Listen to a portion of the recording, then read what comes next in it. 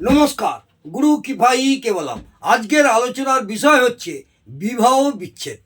বিবাহ বিচ্ছেদের কিভাবে বিচার করবেন সেই নিয়ে দু চারটি কথা বলছি। অনেকেই হয়তো জানেন, কিন্তু তবু আমি একটু ব্যাখ্যা করছি ছাত্রছাত্রীদের সুবিধার জন্য। লগ্ন সাপেক্ষে সপ্তম ভাব থেকে আমরা সাধারণত সকলেই জানি, লগ্ন সাপেক্ষে সপ্তম ভাব থেকে আমাদের কি বিচার হয়? বিবাহের বিচার হয়, তাই তো? বিবাহের বিচার করা হয় সপ্তম ভাব থেকে, অর্থাৎ লগ্ন থেকে 7 নম্বর ঘর, সেই সপ্তম ভাব থেকে আমরা বিবাহ বিচার করি। এই সপ্তম ভাবকে যদি আমরা 1 নম্বর ঘর ধরি, 1 নম্বর ঘর ধরে সেখান থেকে গণনা করবেন। লগ্ন সাপেক্ষে এই সপ্তম ভাব যেখানে হবে, সেই সপ্তম ভাবকে 1 নম্বর ঘর ধরে সেখান থেকে গণনায় দ্বাদশ ঘর, অর্থাৎ ষষ্ঠ ভাব, সেখান থেকে গণনায় দ্বাদশ ভাব, দ্বাদশ ঘর, সেখান থেকে গণনায় দ্বাদশ ঘর, অর্থাৎ ষষ্ঠ ভাব বা রিপু ভাব, ষষ্ঠ ভাব বা রিপু ভাব থেকে বিবাহ বিচ্ছেদের বিচার করা হয়। বিবাহ বিচ্ছেদের, যেটাকে আমরা ডিভোর্স বলি, তার বিচার করা হয়। তাহলে বোঝা গেল। আবার বলি, প্রথমে বলি লগ্ন সাপেক্ষে সপ্তম ভাব থেকে আমরা বিবাহের বিচার করি। এই সপ্তম ভাবকে আমরা প্রথমে কি করব? 1 নম্বর ঘর ধরব। 1 নম্বর ঘর ধরে সেখান থেকে গণনা করব, গণবো, গণে দেখব দ্বাদশ ঘর কোথায় হচ্ছে। সেই দ্বাদশ ঘর অর্থাৎ কোথায় হবে? ষষ্ঠ ভাব বা রিপু ভাব। এই রিপু ভাব থেকে আমরা বিবাহ বিচ্ছেদের বিচার করব বা বিচার করা হয়।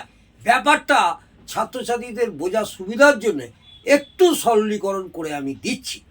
ধরা যাক কোনো জাতক জাতিকা ধনু লগ্ন, কোনো জাতক জাতিকা ধনু লগ্ন, এই ধনু লগ্নের সপ্তম ভাব কোথায় পড়বে? মিথুন রাশিতে পড়বে, তাই তো? ওখান থেকে গড়লে মিথুন রাশিতে পড়বে। এই সপ্তম ভাব অর্থাৎ মিথুন রাশিতে 1 নম্বর ঘর হিসাবে ধরে, মিথুন রাশিকে 1 নম্বর ঘর হিসাবে ধরে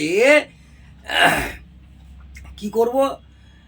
সেখান থেকে গণনায় দ্বাদশ ঘর, সেখান থেকে গণনায় দ্বাদশ ঘর কোথায় হবে? বৃষ রাশিতে পড়বে।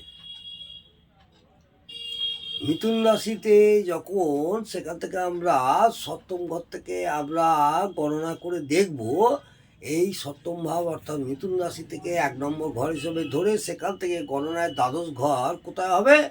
বৃষ রাশিতে পড়বে, তাই তো? বৃষ রাশিতে পড়বে, অর্থাৎ বৃষ রাশি হলো ধনু লগ্নের, বৃষ রাশি হলো ধনু লগ্নের ষষ্ঠ ভাব বা রিপু ভাব।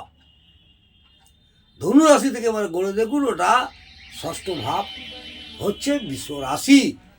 তাই এইখান থেকে ধনু লগ্নে জাতক জাতিকার বিবাহ বিচ্ছেদের বিচার করা হয়। আগে দেখতে হবে কোন ঘরে কে বসে আছে, এবং তারপরেই সেই জাতক জাতিকার বিবাহ বিচ্ছেদ হবে কি না সেটা বিচার করার সুবিধার জন্য আমি একটু সরলীকরণ করলাম। তাহলে আপনাদের বোঝা গেল বিবাহ বিচ্ছেদের গণনা কিভাবে করবেন। লগ্ন সাপেক্ষে প্রথমেই সপ্তম ভাবটাকে আগে দেখে নেবেন। সপ্তম ভাব থেকে আমরা বিবাহ বিচার করি। এই সপ্তম ভাবকে 1 নম্বর ঘর ধরে সেখান থেকে গণনায় দ্বাদশ ঘর, অর্থাৎ ষষ্ঠ ভাব বা রিপু ভাব থেকে বিবাহ বিচ্ছেদের বিচার করব। আর সরলীকরণ আপনাদের বুঝিয়ে দিলাম। ধনু লগ্নের সপ্তম ভাব হচ্ছে মিথুন, এই মিথুন রাশিতে পড়বে। এই সপ্তম ভাব অর্থাৎ মিথুন রাশিতে 1 নম্বর ঘর ধরলে সেখান থেকে গণনায় দ্বাদশ ঘর হবে বৃষ রাশির ঘর, অর্থাৎ বৃষ রাশিতে পড়বে। অর্থাৎ বৃষ রাশি হলো ধনু লগ্নের ষষ্ঠ ভাব বা রিপু ভাব।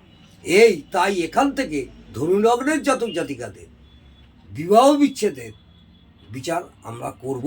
তারপরে তো আরও ব্যাখ্যা পরে করব, কে কে থাকলে বিবাহ বিচ্ছেদ হয়, কোন গ্রহ থাকলে কে কার দৃষ্টি দিলে তখন বিবাহ বিচ্ছেদের জায়গা আসবে, সেটা পরের কথা।